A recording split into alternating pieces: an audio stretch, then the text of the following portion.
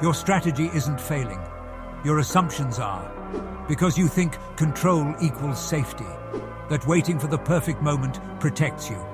But that illusion, it's the exact thing keeping you broke. He sat in cash. Years passed.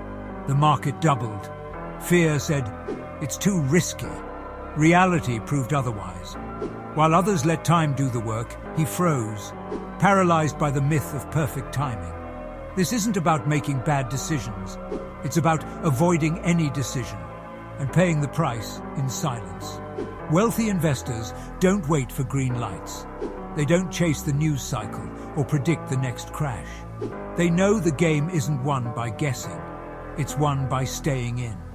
Trying to time the market feels smart. It's not. It's gambling with your future, disguised as strategy. This is market timing. The belief that you can outsmart the chaos. But every delay is a cost. Every hesitation, a trade-off. And no one rings a bell at the bottom or the top. Time in the market beats timing it. Always. Because wealth isn't built on prediction.